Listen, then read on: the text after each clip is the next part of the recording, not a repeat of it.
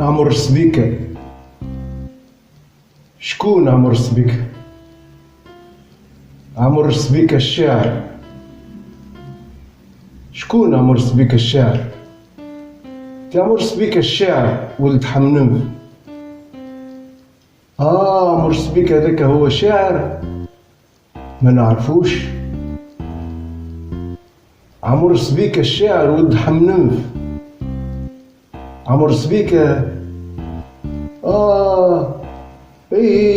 يسكن في حومتنا اما ما نعرفوش. ما تعرفش عمرو سبيكة؟ عمرو سبيكة شكون عمرو سبيكة؟ عمرو سبيكة الشاعر. عمرو سبيكة الشاعر عرفته، حلوف كلب بنين كلب. لا، عمرو سبيكة الشاعر.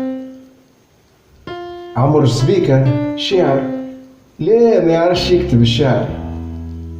عمرو سبيكة الشاعر هكا المناضل نتاع الرابطة التونسية للدفاع عن حقوق الإنسان. عمرو سبيكة الشاعر هكا اللي في رابطة حقوق الإنسان هذاك ملحد شيوعي كلب بنين كلب. لا، عمرو سبيكة الشاعر مناضل في الرابطة التونسية للدفاع عن حقوق الإنسان. هذاك ما هو خوانجي. عمرو سبيكة الشاعر مناضل الرابطة التونسية للدفاع عن حقوق الإنسان خوانجي. لا لا لا اللي غلط فيه عمرو سبيكة هذاك الشاعر. لا هذاك هي حكايته فارغة يدبر في راسه. عمرو سبيكة الشاعر يدبر في راسه. عمرو سبيكة الشاعر المناضل تاع الرابطة التونسية للدفاع عن حقوق الإنسان لكن نقابي معروف راهو. لا، عمرو سبيكة نقابي. انا نقابي نتاعك هذاك نقابي وكبساعد النقابة هذيك نقابة تيتم هلكة البلاد كان النقابة. عمرو سبيكة الشاعر كالعضو نتاع اتحاد الكتاب ونقابي ومناضل في الرابطة التونسية للدفاع عن حقوق الإنسان. أنا حقوق الإنسان وأنا الاتحاد العام التونسي للشغل هذوكم هما اللي يلكوا البلاد، هذوكم هما اللي فسدوا علينا البلاد، غلاو علينا الخبز.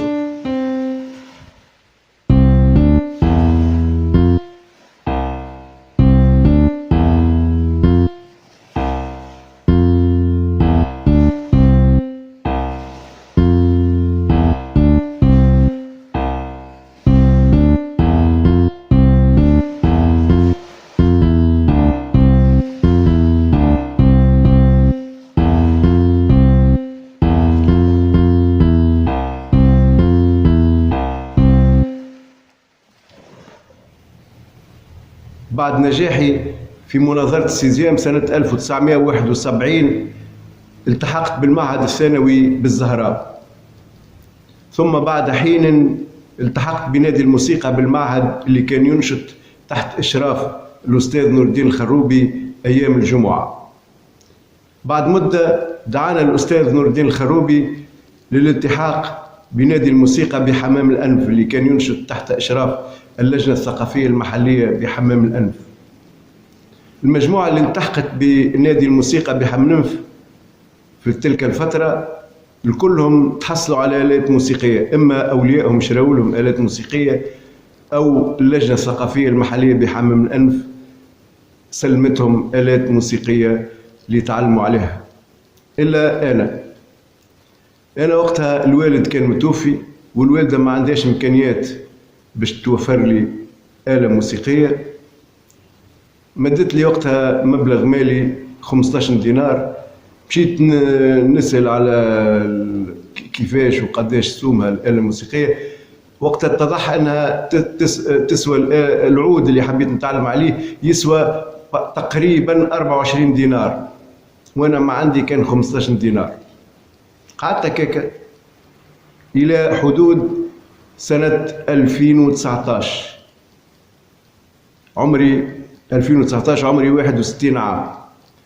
في ذلك الحين اقتنيت آلة موسيقية، آلة الأورج، وتعلمت عليها عن طريق الانترنت، وتوا عندي بعض التجارب في عزف الانسترومنتال من تأليفي أنا، وبعض الأغاني اللي كتبتها أنا ولحنت كلماتها.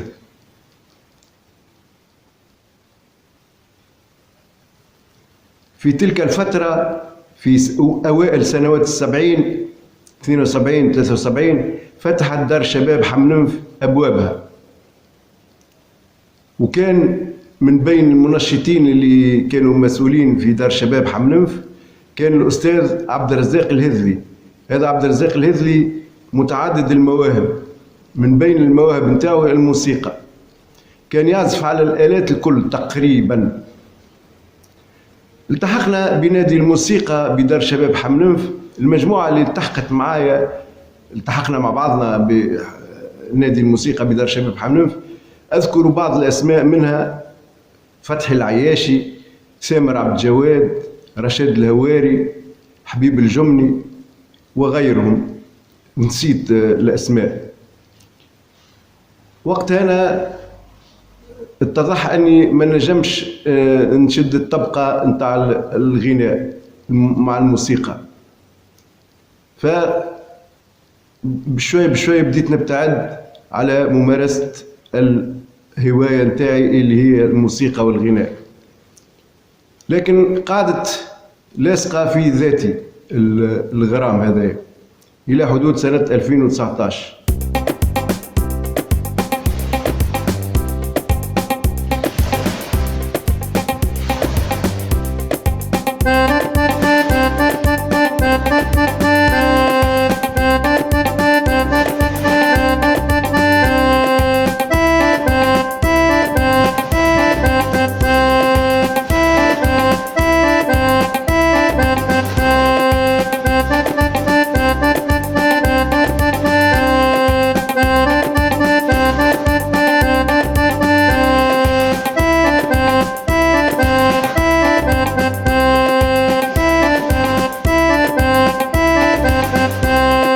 فاحب ليش سباح،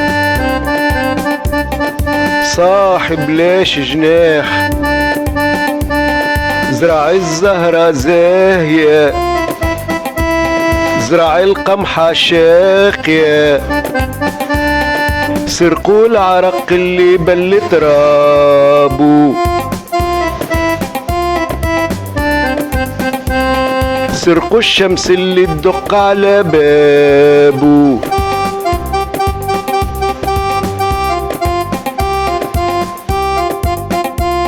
سرقوا غناياته اللي ديما تغني، سرقوا العروسة في دموعه تحني،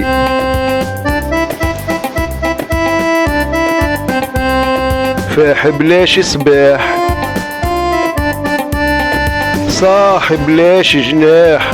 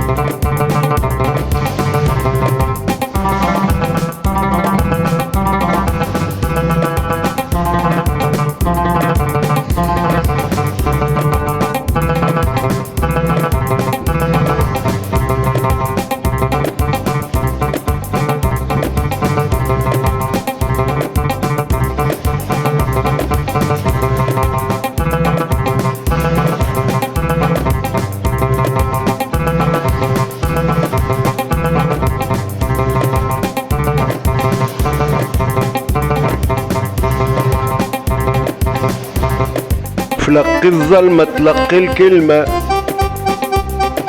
طاير في سماوات الحلمة، يزين في مراية ما تراهش، يزين في الدنيا ما تعطيهش، يزين في غدوة اللي يستنى، يزين في غدوة اللي في الجنة، فاحب ليش سباح، صاحب ليش جناح. سنة 1975 تقريبا التحقت بنادي السينما سيني كلوب متاع حمننف. كان وقتها يعرض أفلامه بقاعة الأورينتال وسط البلاد، ثم بقاعة الكوليزي، وكان ينظم نقاشات لهذه الأفلام اللي تعرض في عشيات السبت.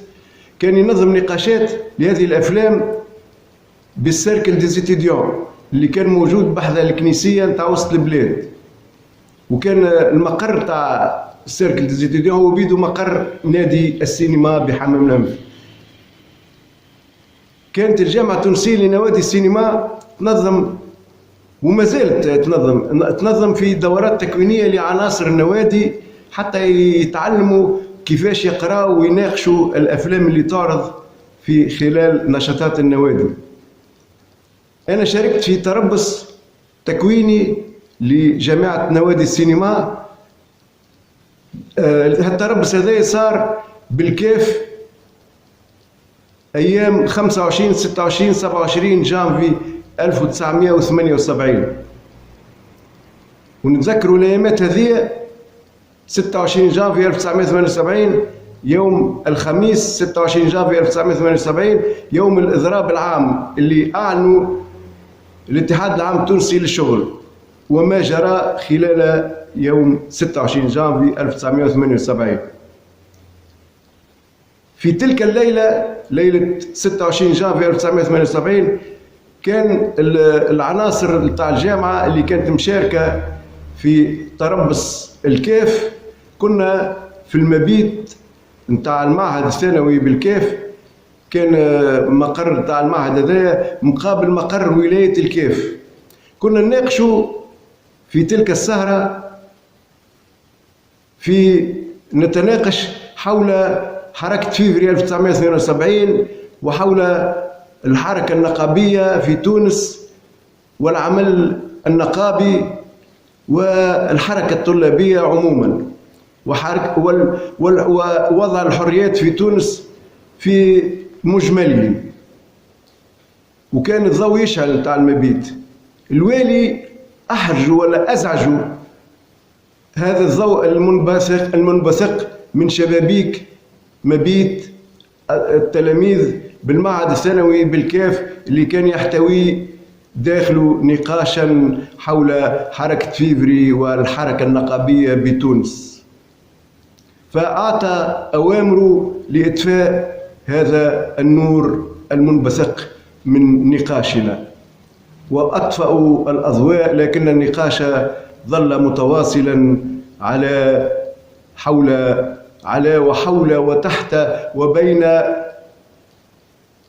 فعاليات الحركة النقابية والحركة السياسية وحريات الأفراد في بلادنا.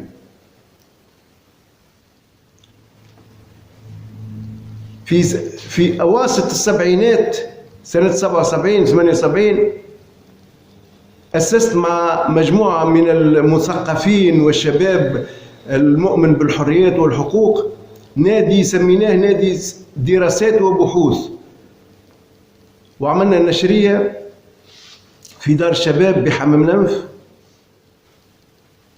وقد كان نادي الدراسات والبحوث مؤثرا في محيطه وفاعلا في النشاط الثقافي بدار الشباب بحمام نمف.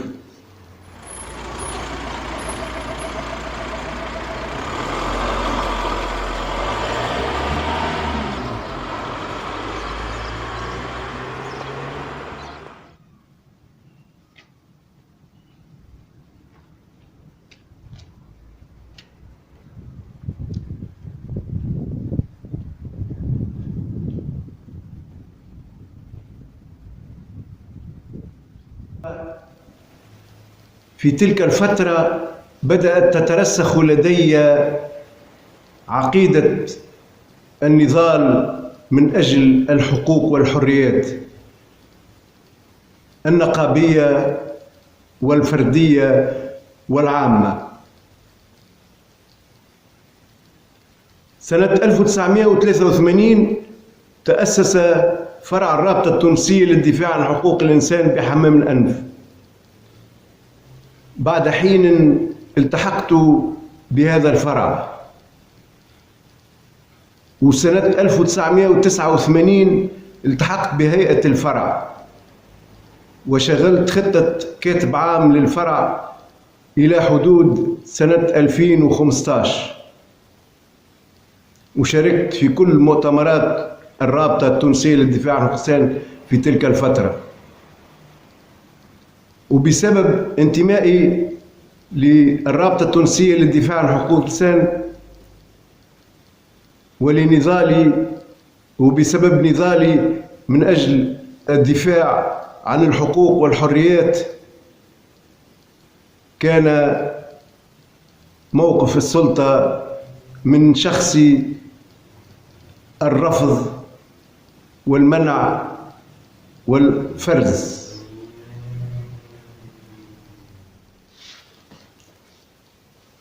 في أواسط سنوات 80 من القرن الماضي انخرطت رسميا وتم قبولي كعضو بنادي السينمائيين الهواة بحمام نمف.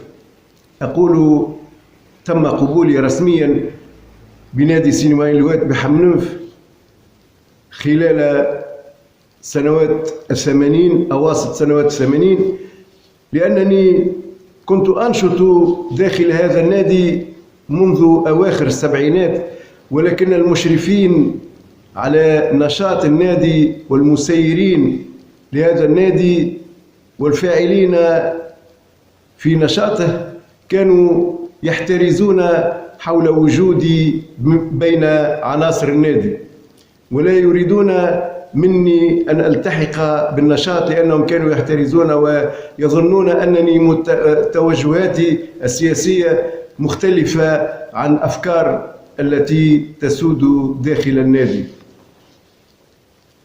ثم قبلوا بحضوري وأفكاري وخلوني ننشط بينهم، إلى أن أصبحت في وقت ما رئيسا للنادي.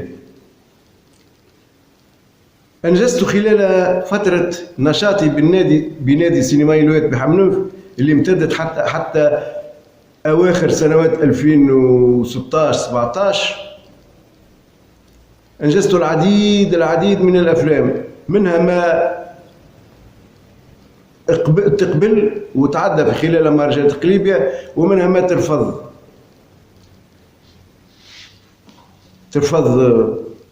لأسباب تقنية يمكن أو ثقافية أو فكرية، ما نعرفش علاش ترفض. من بين الأفلام التي رفضت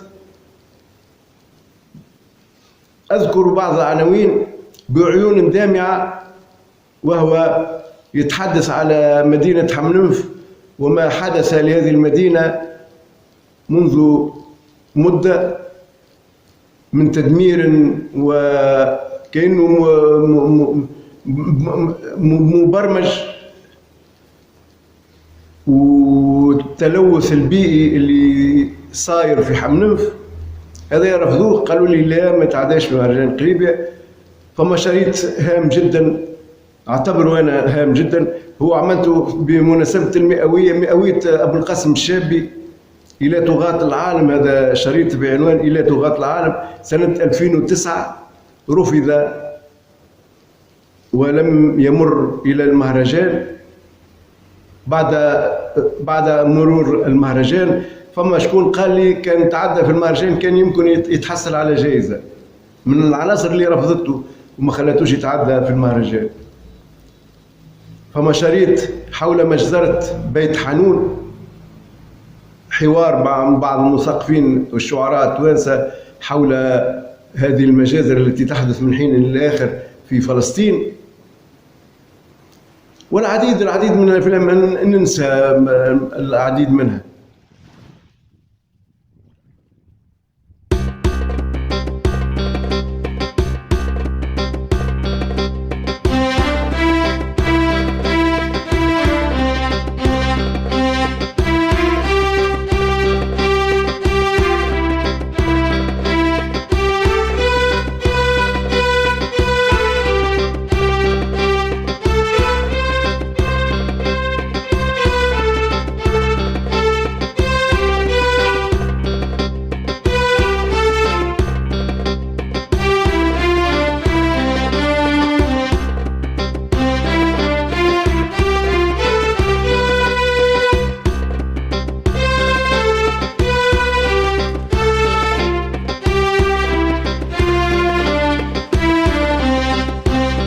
الماء واللي الكاسح، حروف بالكيف مرشومة،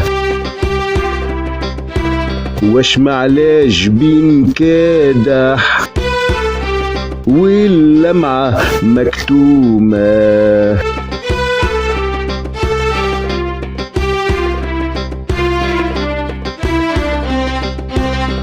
شجرة غناها فاوح تلمع في ماها، اسمها مغمومة.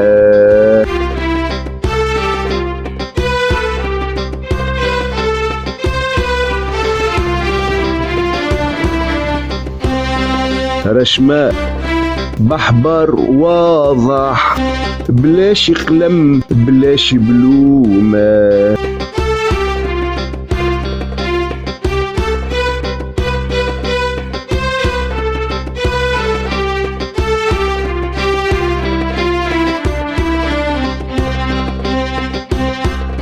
اللي جاي واللي رايح، اللمة ثمة ملمومة.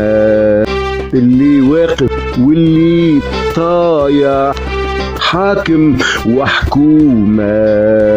شاقي باقي فارح، والبي باقي باقي مظلومة.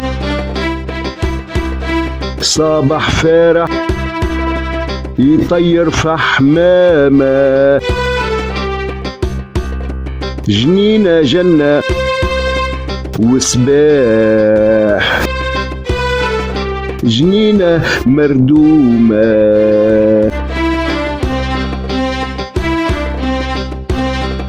جبل وبحر وغابة، المدينة بناها بابا، حاضر بغيابه، غالب في حروبه. بناها البارح واليوم وغدوة، سابق في حسابه، فارح في ترابه. جبل وبحر وغابة، المدينة بناها بابا، زينها بجارو وسماها نارو.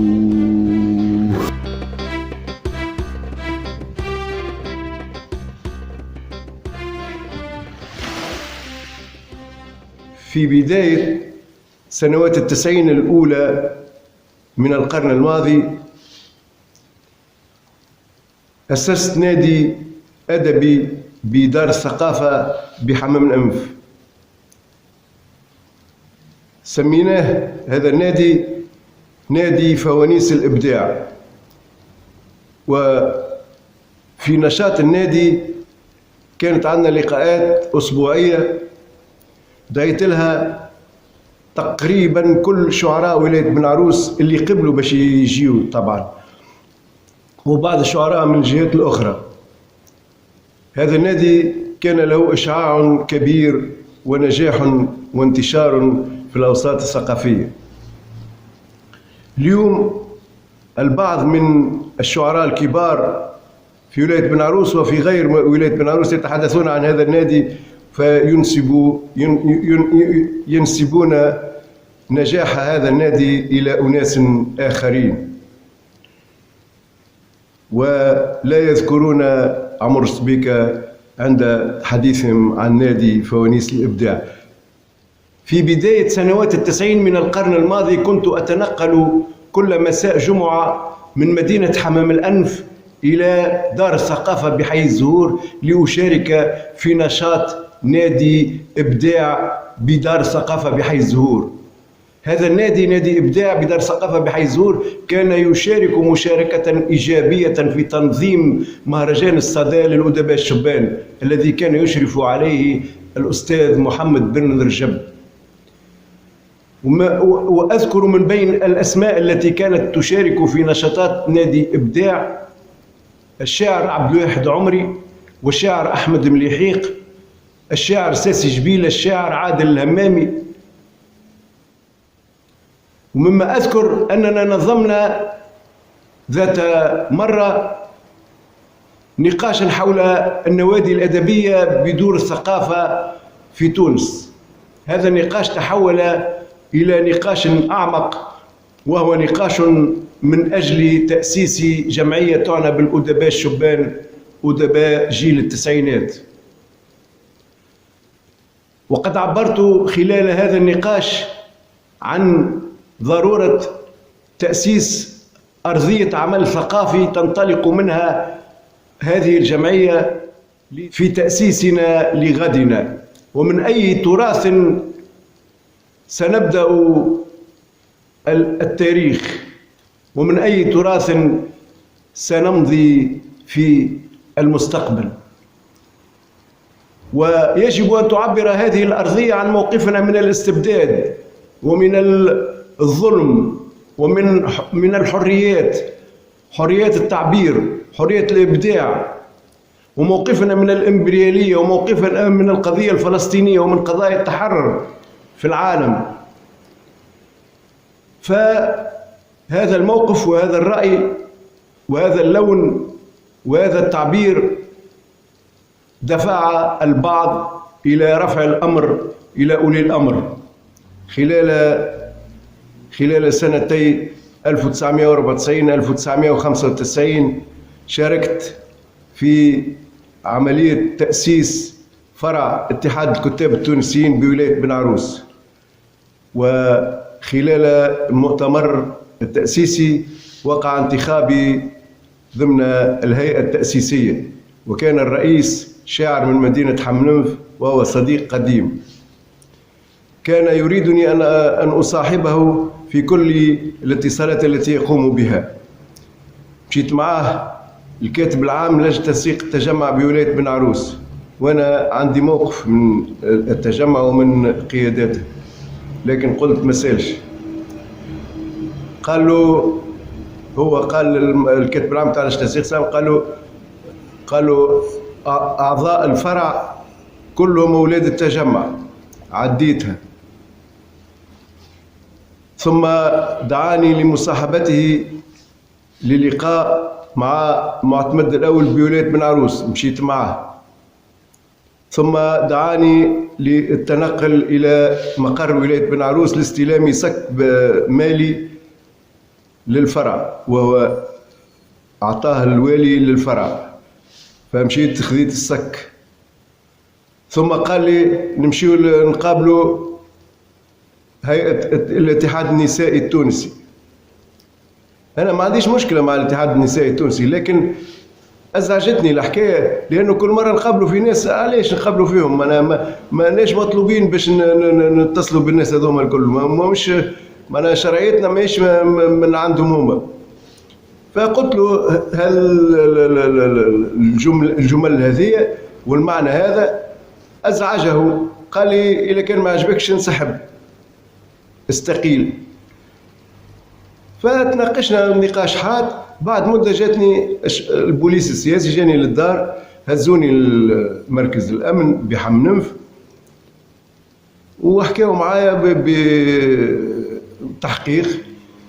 ثم في الآخر قلت لهم شنية الحكاية؟ قالوا لي راهو فما تقرير مشى للوالي بخصوصك، يتهمك بأنك أنت خوانجي. قلت لهم تو هكا أنا خوانجي؟ قالوا لي أنت تجي كل شيء إلا خوانجي.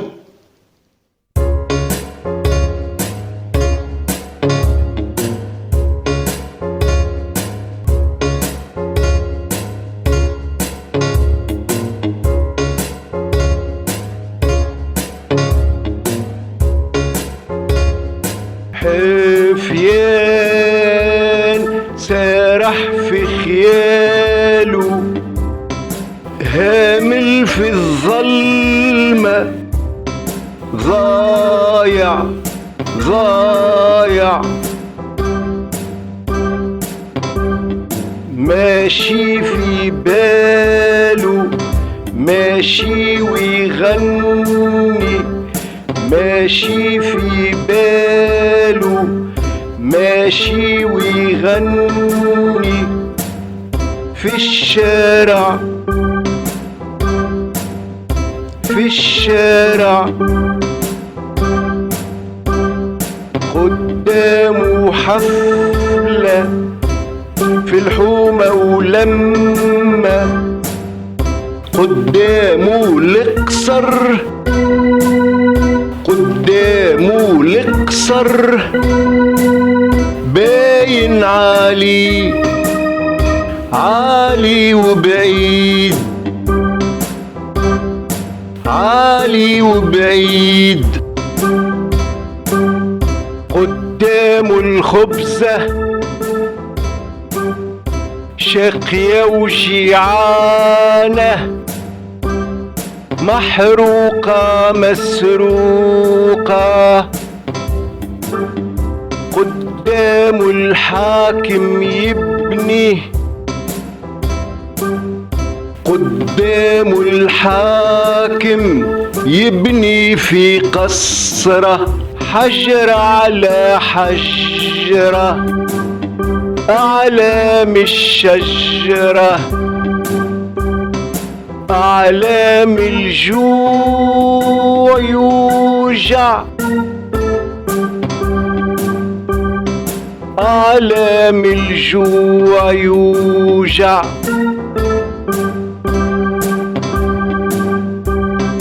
قدامه الكاس اتكسر، قدامه القبر يحفر يحفر، قدامه الكاس اتكسر، قدامه القبر يحفر يحفر، سارح بين حيوط الظلمة، سارح بين الحلمة والحلمة،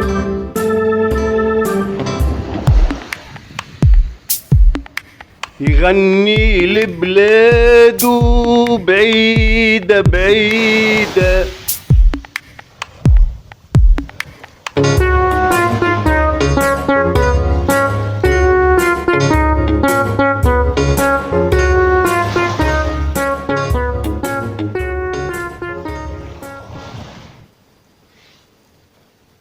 طبعا يعرف عني الآن أنني شاعر بالأساس، ولكنني أيضا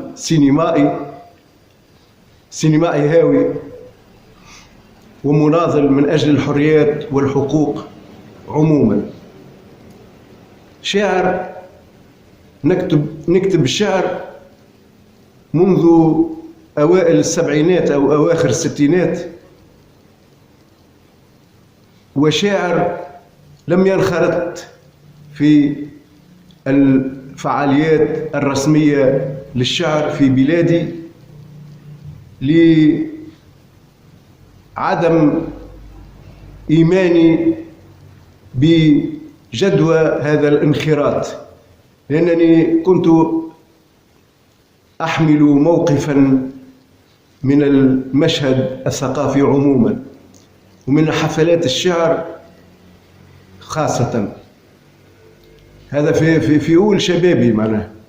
ثم بعد الثمانينات وقت وليت عمري 27-28 سنة، حاولت أن أنخرط في الفعاليات الشعرية في بلادي، ولكن بعض الكبار الشعراء أو فلنقل من يظنون أنهم من كبار الشعراء كانوا يحترزون حول وجودي ولا يريدونني أن أكون بينهم.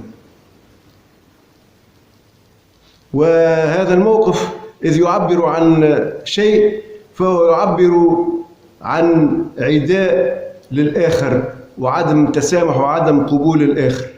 كنت أنتمي إلى جيل لم يحن بعد السماح له بالحضور.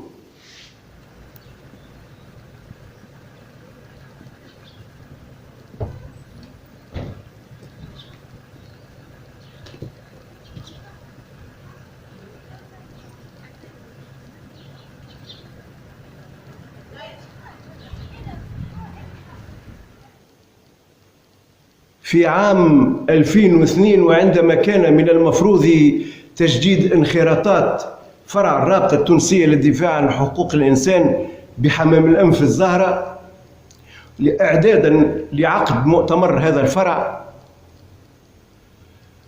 كنت أنا العضو الوحيد، عضو هيئة الفرع الوحيد المتبقي من الهيئة اللي وقع انتخابها خلال المؤتمر الفارط. وكان فما تحرش سياسي مفروض عليا من طرف عناصر من حزب التجمع الدستوري الديمقراطي، عناصر قاعدية وعناصر قيادية جهويا ومحليا. وكان فما زاد ضغط وتحرش من البوليس السياسي ومن أطراف خوانجية ومن أطراف من يسار تونس العظيم. بعض الأحزاب كانت تحاول أن تخترق الفرع مثل ما فعل الخوانجية والدساترة. هذا نقوله للتاريخ. بعد ما جمعت الانخراطات وهزيتهم المقر الرابطة، اتضح أن العدد نتاع المنخرطين اللي جدوا انخراطاتهم غير كافي ليتواصل الفرع يواصل حضوره في الرابطة، لأن فما شرط في بالنسبة باش تأسس فرع ولا باش يكون فما فرع موجود لازم يكون عنده على الأقل 50 منخرط. احنا ما لميناش 50 منخرط.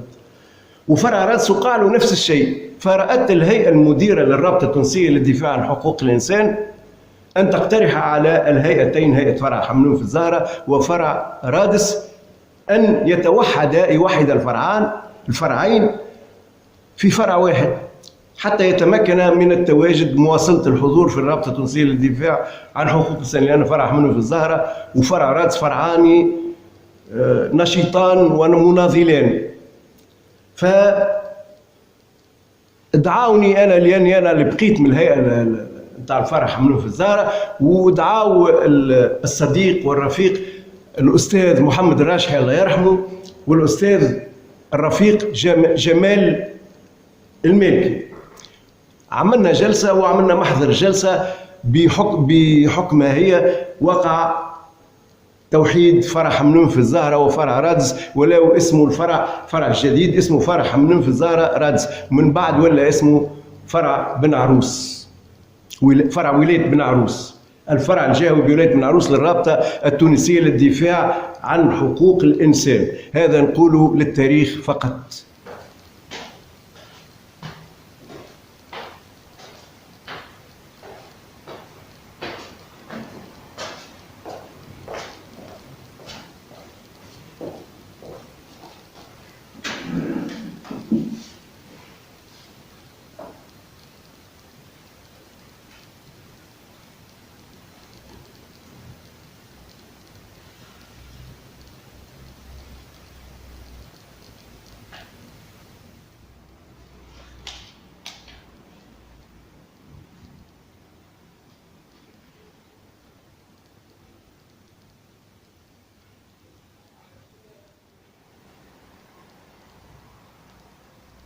هذا الكتاب هو مجموعة الشعرية التاسعة، يحمل عنوان خيال الماء، صدر خلال شهر أكتوبر من سنة 2022، صدر عن دار الجندي للنشر لصاحبها عاطف الجندي.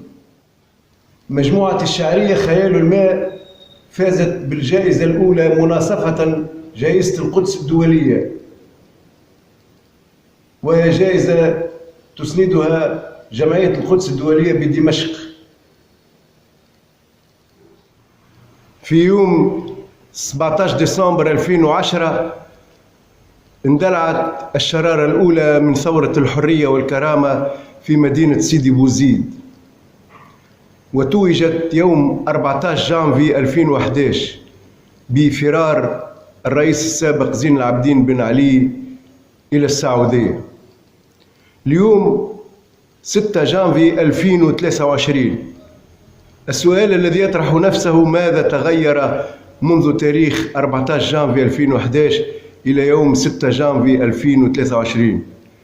والإجابة على هذا السؤال واضحة، نراها في شوارعنا، نراها في التلوث المنتشر بين شوارعنا وفي كل الأماكن، نراها في الأسواق، نراها في عيون المواطنين، في عيون الناس، في الفقر المنتشر بين الناس، في الجوع، في البطالة، في الحارقين، الناس اللي يغرقوا في البحر وهم حارقين، في كل نواحي حياتنا اليومية نعيشها بكل مرارة.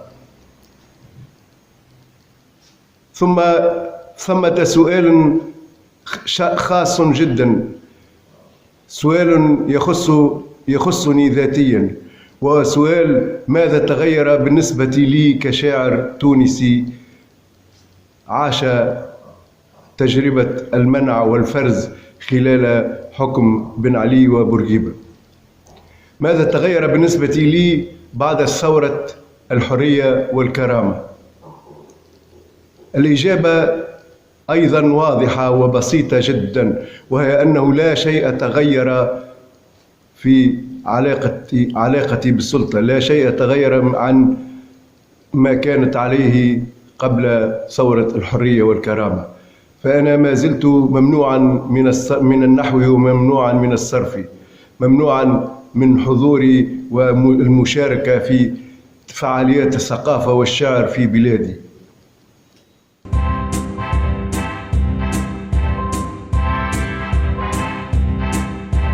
بلادي يا بلادي، وين بلادي؟ نكتب اسم بلادي فوق تراب الغربة، نكتب اسم بلادي فوق حيوط الخربة،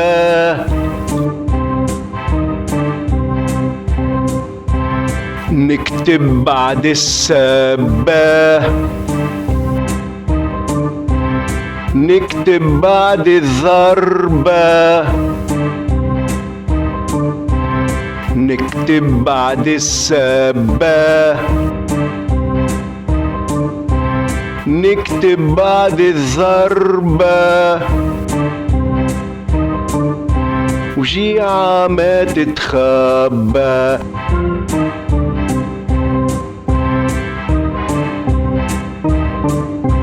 نجري في طريق حافي، نجري ورا باب هارب، نجري في ليل طافي، نجري في ليل تاعب،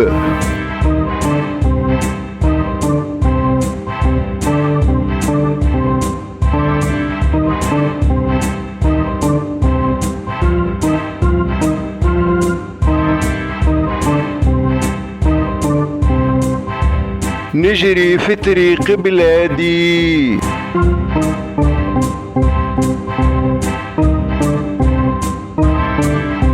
شجرة مغمومة، غلة مفروزة،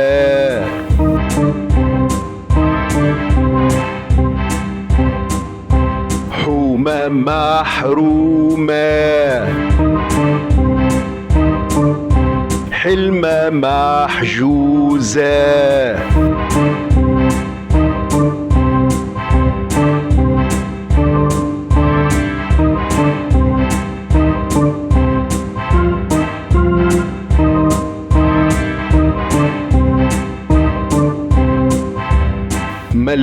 زامت زوز الغادي، شجرة باقي ورقها خضرا،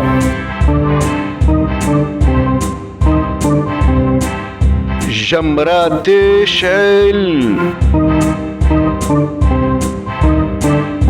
في حفلات رمادي.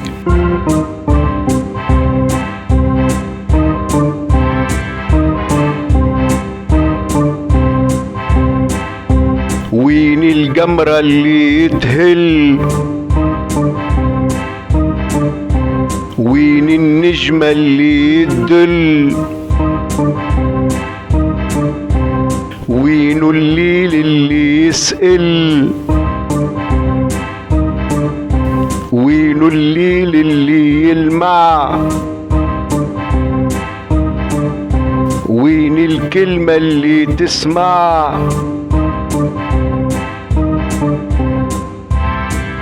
وين الصوت اللي ينادي، وين بلادي، وين بلادي. هزيت حكاياتي ومشيت، مشيت اللي مشيتو، نسيت اللي نسيتو،